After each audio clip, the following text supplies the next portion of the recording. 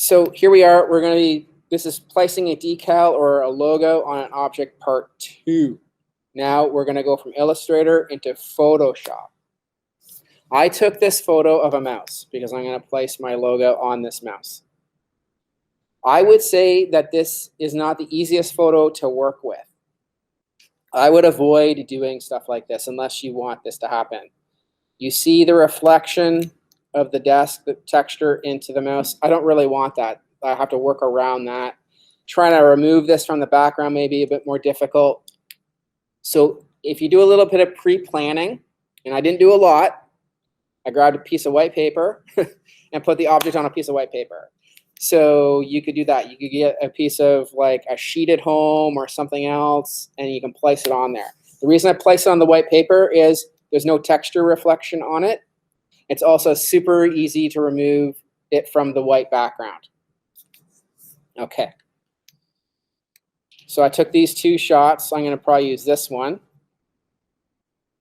The first thing is it's skewed the wrong way. I want it rotated.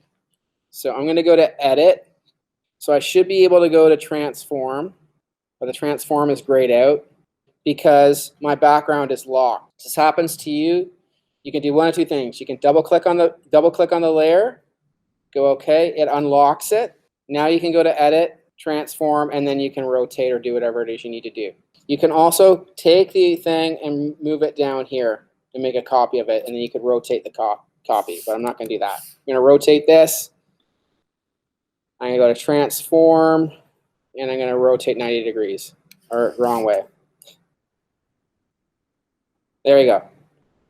Now I have this checkerboard thing is a transparent background, saying the background's transparent. So I can actually go and I can move this around. So I've got the object here where I want. I want to crop this area off.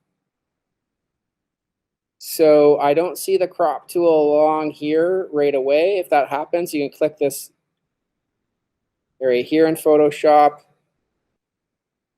As it grows, there's the crop tool, or the shortcut key is C. There's my crop tool. And then I'm just going to crop away. Right click, and then crop. Now I have my image ready. Now this is on the white background here. What I can do to quickly remove it is there's the magic wand or the quick selection tool. So I'm just going to go to the quick selection tool, and then you can basically, with the quick selection, move it around the object. See how I'm going to zoom in here. I hit the Z key. See how the quick selection didn't get it. It's something I didn't want it to do. If I hold the Alt key down and click, it will reverse that selection. I'm going to make the brush tip a little smaller. The way that I make the brush tip smaller, if you look at the P key, there's the brackets beside the P key. You hit the bracket key. That makes it smaller. I'm going to hold the Alt down. Anyways, I can be playing around with that until I'm blue in the face, but there you go. That's going to be my quick. Oh, and up here, I'm going to zoom into here. Quick selection, hold the Alt key down. Fix that up. There you go. This is good enough for today. I will show you fancier ways and more controlled ways of removing a background and that. Now I'm just going to go Edit, and I'm going to go Cut. That's the fastest way to do it. So I just cut the background off of it. So I've got my object there. I'm going to back that up. I'm going to make a copy of this. I always make a backup copy. So if I mess up, I have it. So I'm going to turn the eyeball off here. I'm going to go Edit and Cut. There you go. But if I mess up, I always have the original right there. Then there's this other area that I don't want. You can either go the Erase tool.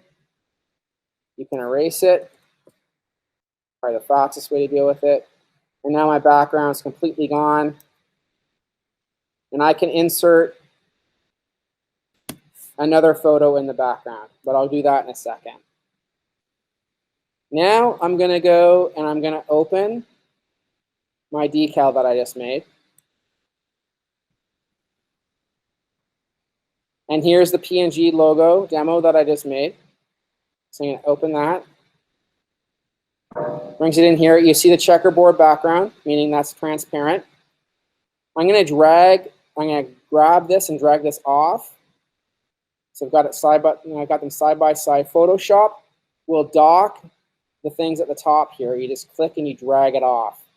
And now they're side by side. Go to the move tool and move it over. And there you go. So now I have this in place.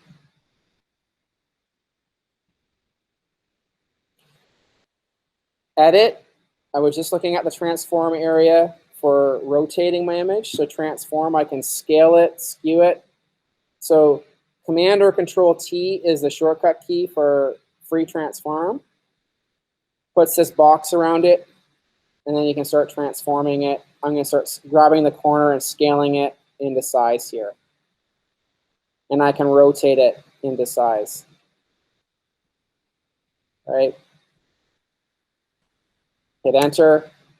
Now the real magic starts happening when you want to skew and warp this to make it look like it's actually part of the product. So you go to edit. Everything's under transform or in this area here. Transform. First thing I might try is skewing it. By skewing it, you just grab these things and it does exactly, it skews the object. So I do a little skew here. That's looking okay. It's looking more realistic because it's skewed the same line as the object. Then what I'm going to do is I'm going to warp it. So I'm going to go to warp. And now warp gives me all these points to kind of start warping it. So I can start dragging it and warping it into place. That's where the real trickery happens, is using the warp tool and warping that so it looks like it's warped in part of the object. And that's looking good enough for now. So all those controls are under edit. There's your free transform or the actual transform controls. Skew to store perspective. Warp is the key one after you've skewed it. Go and warp it. I'm going to turn this eyeball off, and I'm just going to enhance this mouse a little bit more. I'm going to go up to image, adjustments. I always like throwing a quick levels on things, or brightness and contrast. It's basically the same thing. So I'm going to darken that up a bit, punch it up a little bit more, just to make it pop a little bit more. See how that pops a little bit more, just thanks to some levels. Another trick inside of Photoshop when you're dealing with this stuff is dodge and burn. I don't see the dodge and burn over here, so I'm going to click on why it's not showing. Of course, it has to be messing up with me. Okay, click and hold that, and then here's dodge and burn. So I'm going to dodge, lightens an area, burn, darkens. So if I click the dodge, go to midtones, keep the exposure between 20 and 30. Make that brush tip a bit bigger. There's the scale there, but I never go here. I use the bracket keys beside the P key. And then you can start burning it. And then this is where the magic happens too. All of a sudden your product looks a little bit more blingy because you've brought the highlights forward. Turn that back on. And there you go. That's the basics of it. I'm going to do a couple more things to tweak it here, but you could stop there, and that'd be great for this part of the project if you're trying this. I'm going to make a copy of this, though. I'm going to go show you a couple more advanced things. I could lower the opacity of that. If I lower the opacity, then I'm picking up some of the stuff below it. I could also try different blending modes here to see how that works. Screen actually makes it look a little bit more realistic. So I can put this on, I can lower that down.